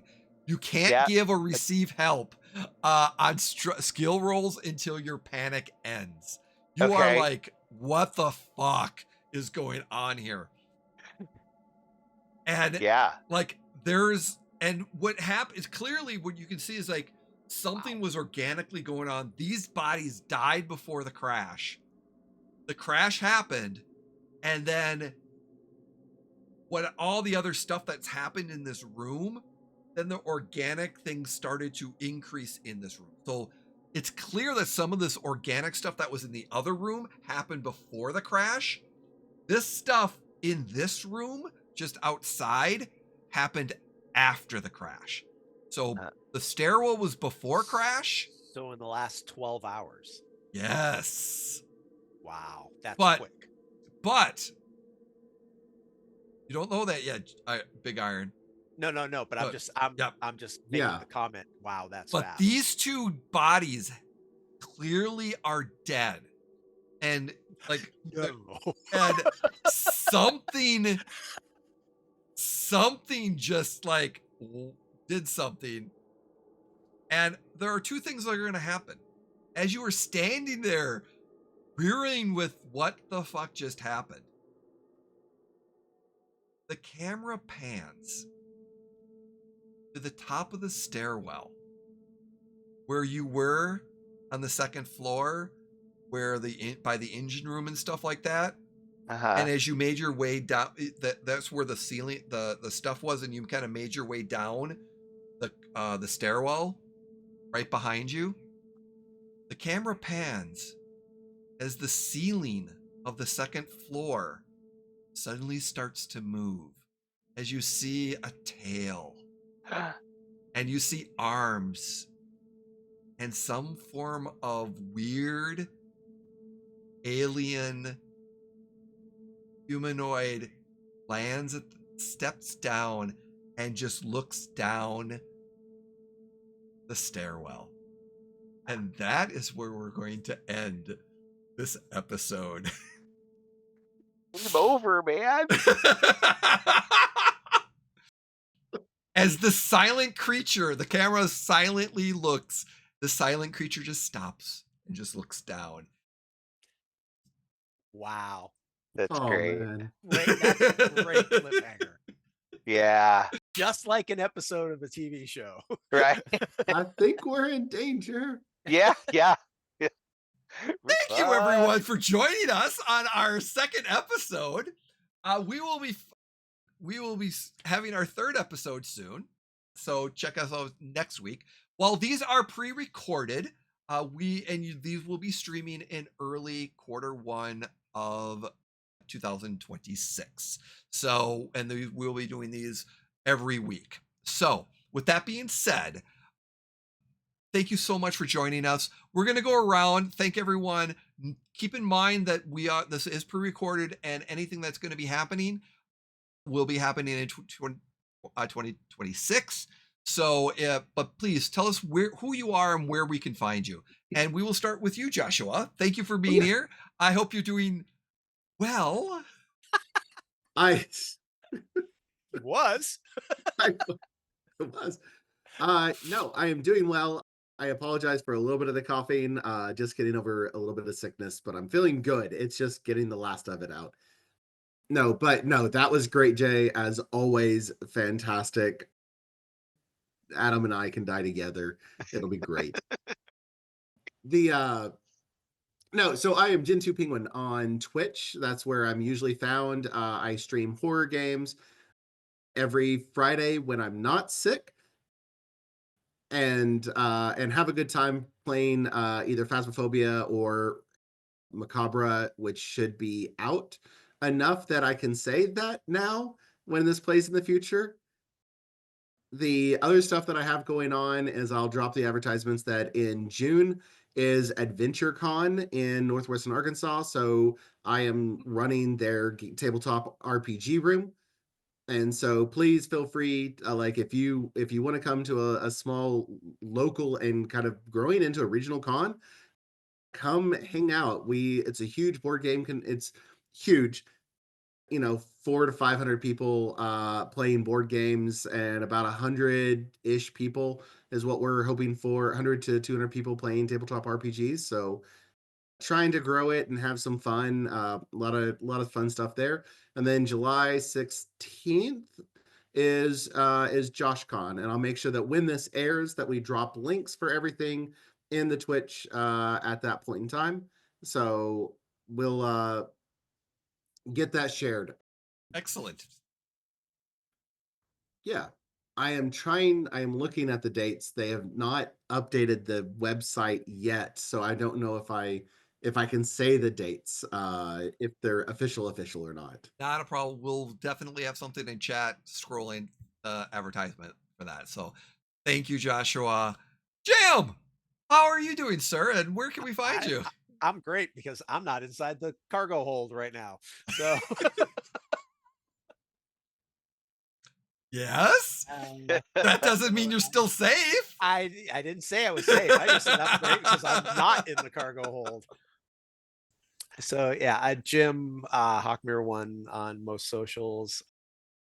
You can find me here on the Emporium of the Wayward Gamer on Wednesday nights when we stream our Saltmarsh Legends natural ones. Legend of the Natural Now Ones. it's Legends of the Natural Ones. Used to be D&D, now Pathfinder game. And I occasionally show up in other games when Jay is nice enough to invite me into them. We may, at some point, depending on when it comes out, Jay and I are working on this. There was a successful Kickstarter that a good friend of ours, Erica, ran for a game called Ragnaborg, which is a Viking version of the Morkborg system. And Jay and I are discussing where I will be running games here on the Emporium of the Wayward Gamer for that. Nice. And other than that, you can occasionally find me at the Talon and Claw booth at various conventions / Renaissance fairs. Awesome. Thank you so much, Jim. Adam, sir, how are you Hi. doing? And where can we find you? Hi, I'm terrified about what's going to happen next episode. That's great. No, this is exactly what I wanted. Creepy, weird stuff, getting distracted, and suddenly there's aliens. That's awesome. So yeah, you can find me on social media as Hoobuk, HOOBUK, mostly Instagram, where I post pictures of my cats and things about costumes and sci-fi and TTRPGs and other geek stuff, as well as politics. So if you like cats and politics and geek stuff, you might want to follow me. You can also, I'm a registered Choctaw artist, and I have a Redbubble store, which is redbubble.com/people/hoobuk, HOOBUK, where you can buy my art and get it put on all kinds of cool stuff. So feel free to support me there. And mainly for TTRPGs, in addition to here, you can find me on the Happy Jacks network. It's happyjacks.org. And I do the advice show that we do on the weekends, on Saturday evenings there a lot, as well as run and play in games. So I've most recently been doing the Astral Circus, which is a Spelljammer / Baldur's Gate 3 D&D game. And then depending on when this airs, I may or may not at that point be running a Dune game, which is theoretically starting up soon. And then you can find also in our back catalog with me as GM or player on several shows. So feel free to go check us out. We love the cross-pollination of Emporium and Happy Jacks. We're trying to get more of it. Yeah. There's been quite a bit, and I love it. Yeah, I love the yeah. interactions. So Yeah, united we stand. So yes, very yeah, much so. yeah, so and I'm always plugging Emporium over there, and very excited to let people know when this comes out. But yeah, that's me. Likewise. Thank you, Adam. Hello, everyone. I am Jay, also known as NeoFed3 on most of the socials, I, he, him pronouns. Thank you so much for joining us here. Thank you. These will be on the VODs eventually. You can find me here at the Emporium for the Wayward Gamer. We stream multiple shows, and by this time in 2026, we've got a few that are going to be developing. So hopefully, like I said, stick around and watch our socials to find out when we'll be posting some of those games. Speaking of collaboration, we're still working on it, but they're in 2026 there might actually be something that there's a slow work. We'll see if it actually works between Happy Jacks and myself. There's something that might be planned, that's might be in the works. We don't know for sure. It's very premature to say. Yeah. So, but there's thoughts about some collab that we're going to be doing. Very So cool. we'll see. Thank you again, everyone, for joining us. And with that, join us in the next episode of Who Survives and Who Doesn't. But thank you so much for being here. And please be kind and don't be a jerk. Have fun. See ya. Bye.